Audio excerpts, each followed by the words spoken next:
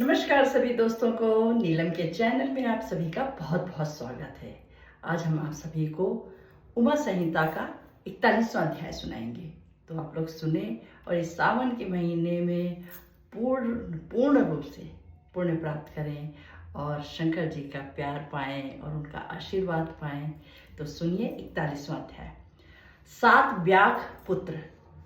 श्री सनत कुमार जी बोले, हे तपस्विन, स्वर्ग में पितरों के गण 7 हैं, जिनमें 4 तो मूर्तिमान हैं एवं 3 अमूर्त हैं।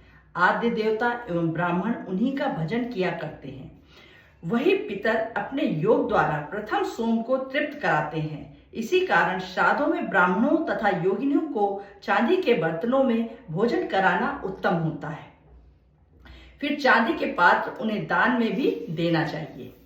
श्राद्धों में अग्नि, यम एवं सोम का आवाहन करें। जो मनुष्य श्राद्धों में पितृ तृप्ति कराते हैं, पितर भी उन्हें पुष्ट, आरोग्य एवं वृद्धि दिया करते हैं। मार्कंडेय बोले, इस प्रकार ज्ञान देकर देव स्वामियों ने योग की गति प्राप्त की। इसलिए हे भीष्म जी, प्रथम योग का आचरण करने वाले भारद्वाज पुत्र ब्राह्मण कुछ दुराचार में पड़कर पतित हो गए।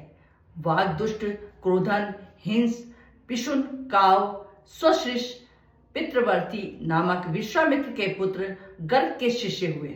पिता की मृत्यु होने पर सब प्रदेश में रहकर गुरु की आज्ञा से कपिला गौ के पालक हुए।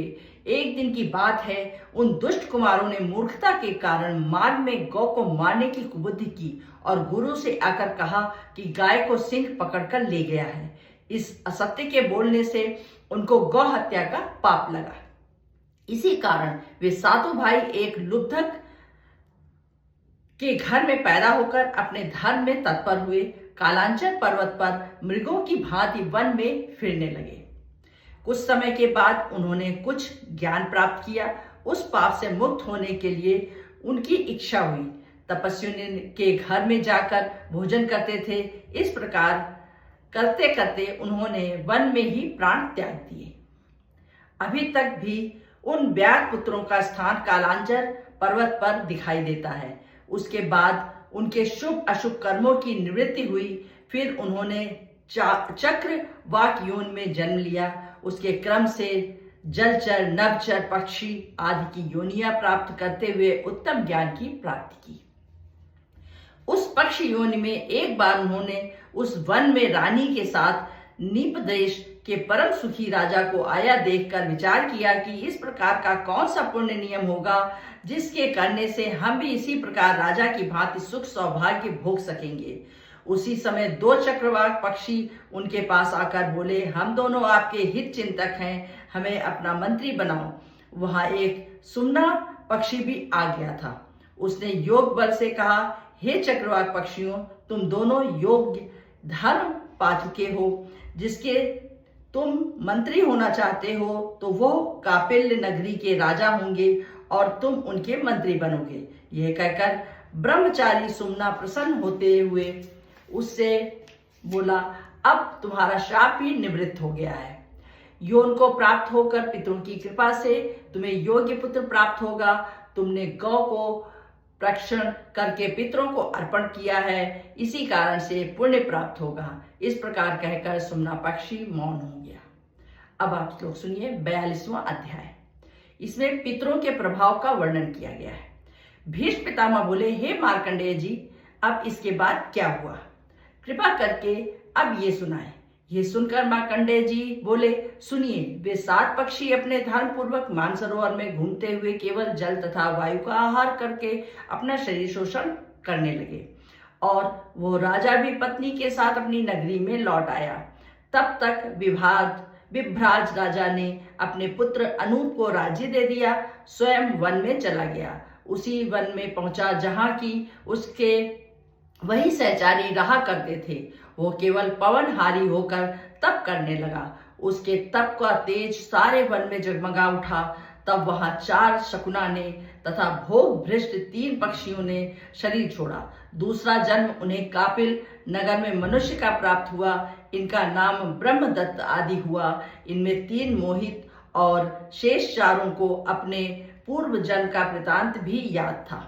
ब्रह्मादत्त तो पाप रहित हो गया था। उसको राजा ने राज्य दे दिया और स्वयं परम गति की प्राप्त की। और पांचाल एवं पुंडरीक ने भी अपने पुत्रों को मंदिर का अधिकार दे दिया, उन्होंने भी परम गति पाई। हे भीष्म जी, उन सातों में से बाकी 4 जो थे वे उसी नगरी में एक दरिद्र ब्राह्मण के कुल में जन्मे थे। वे चारों वेद शास्त्रों की विद्या में निपुण हो गए, भगवान शंकर जी की भक्ति में तत्पर होकर वन में चले गए। भगवान शंकर की भक्ति एवं स्मरण करने से मुक्ति को प्राप्त किए। अब 43वां अध्याय, इसमें आचार्य पूजन का नियम वर्णन किया गया है। शौनक जी बोले, सूत जी, आप अब आचार्य के पूजन की विधि हमें बताइए और ग्रंथ आदि सुनने के बाद क्या कर्तव्य होना चाहिए ये भी बताइए। तब सूत जी बोले, सुनिए, पुराण ग्रंथ तथा कथा सुन लेने के बाद आचार्य पूजन आवश्यक है। आचार्य को प्रसन्नता पूर्वक दान दें।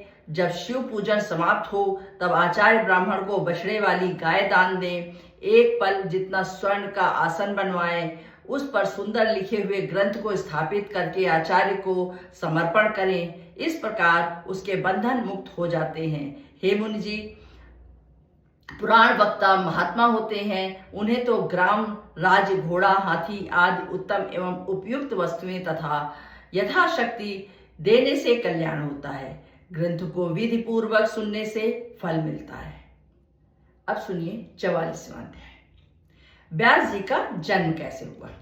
शौनक जी बोले, हे सूत जी, अब वेद व्यास जी का जन्म की कथा सुनाइए। इनकी माता तो सत्यवती हैं, किंतु इनके साथ तो राजा शांतनु ने विवाह किया था और व्यास जी तो महायोगों परशर जी के पुत्र कहलाते हैं। इसका क्या अभिप्राय है। सूत जी बोले, सुनिए, पराशर जी तीर्थ यात्रा करते करते एक दिन यमुना तट पर आ गए। वहां मल्लाह भोजन कर रहा था। उससे यमुना पार करने के लिए कहा। उस निषाद ने मत्स्यगंधा पुत्री से कहा, हे पुत्री, यह दृश्यंती के पुत्र तपस्वी पराशर ऋषि यमुना पार होना चाहते हैं। अब इन्हें नाव द्वारा तुम ही पार पहुंचा दो। ये सुनकर उसने नाव में बिठा लिया और पार ले जाने लगी। तब उस पर मोहित होकर पराशर जी ने उसका दाया हाथ पकड़ा। मत्स्यगंधा ये देखकर हंस पड़ी और बोली, हे ऋषि जी, आप ऐसा निंदित कर्म क्यों कर रहे हैं। आप तो वशिष्ठ जी के उत्तम कुल से उत्पन्न हुए हो, फिर मैं निषाद कन्या, आपके साथ मेरा संयोग कैसे है। इतना सुनकर पराशर जी ने उसका हाथ छोड़ दिया। पार पहुंच गए, किंतु कामदेव ने उन्हें विवश कर दिया। तब उन्होंने उसे फिर पकड़ लिया। कांपती हुई मत्स्यगंधा ने कहा, हे ऋषिदेव, मैं दुर्गंध युक्त काले रंग की निषाद पुत्री हूँ और आप योगी श्रेष्ठ हैं, अतः कांच और सोने का संयोग भला कैसे हो सकता है। और यह भी शास्त्रों की आज्ञा है कि भोग रात को करें। आप यदि चाहते भी हैं तो रात होने दीजिए। यह कहकर पराशर जी ने अपने योग द्वारा दिन को ही रात के समान अंधकार कर दिया। तब उसके साथ भोग किया। तब लज्जित तथा आश्चर्यचकित होकर वो बोली, हे योगीराज, अब आप तो चले जाएंगे, मेरा क्या होगा। आपका वीर्य अमोघ है, मुझे गर्भ रह गया तो फिर क्या होगा।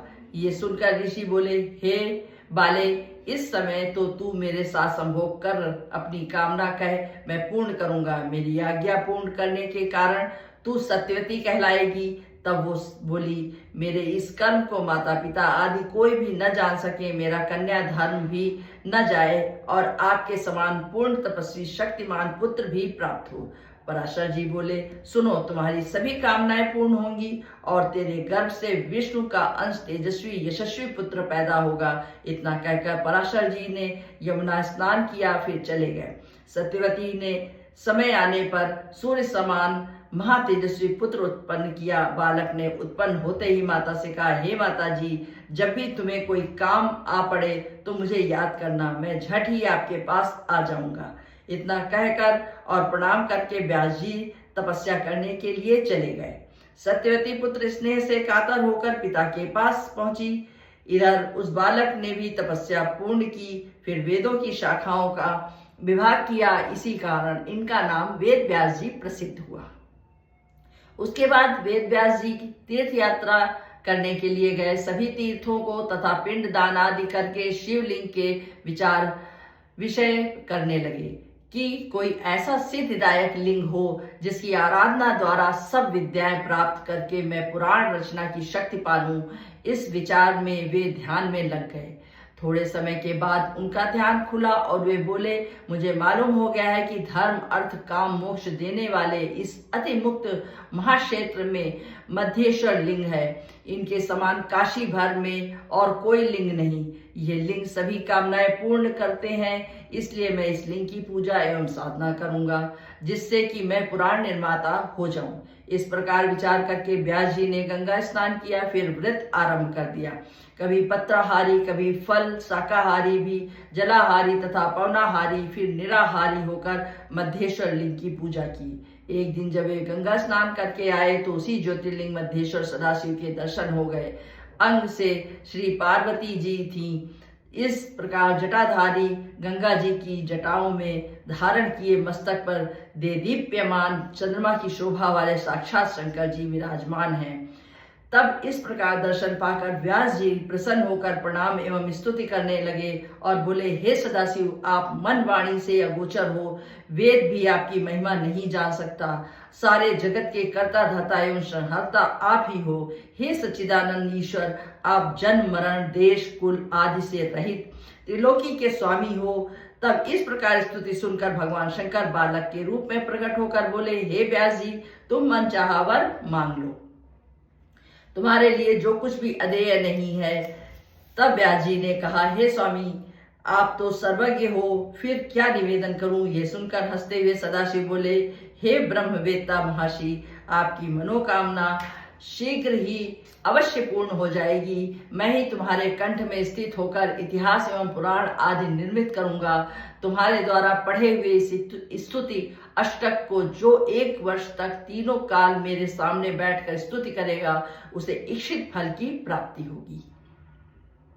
सूत जी बोले, इस प्रकार वेद व्यास जी ने वर पाकर 18 पुराण आदि शास्त्रों की रचना की। अब उनके नाम सुनिए। ब्रह्म, पद्म, विष्णु, शिव, भागवत, भविष्य, नारद, मार्कंडेय, अग्नि, ब्रह्म वैवर्त, लिंग, वाराह, कूर्म, मत्स्य, गरुण, वामन, ब्रह्मांड। ये 18 पुराण पुण्य तथा यश को देने वाले हैं। इनके पढ़ने सुनने से मुक्ति प्राप्त होती है। सूत जी बोले, इस प्रकार पराशर जी का सत्यवती से संभोग हुआ। फिर शांतनु राजा को सत्यवती प्राप्त हुई। इनमें किसी प्रकार की शंका मत करो। व्यास जी की उत्पत्ति आश्चर्यमयी होते हुए भी इसी कारण हुई है। विद्वान लोग बड़ों के गुणग्राही बने, दोषग्राही नहीं। यह रहस्यमयी कथा भी पुष्टदायक है। इसके पढ़ने व सुनने से सभी प्रकार के पाप नष्ट हो जाते हैं। 44 अध्याय समाप्त हुए। अब आपको हम अगली बार फिर 45वें अध्याय में मिलेंगे। तब तक आप लोग अपना ध्यान रखें, स्वस्थ सुखी व प्रसन्न रहें। हर हर महादेव।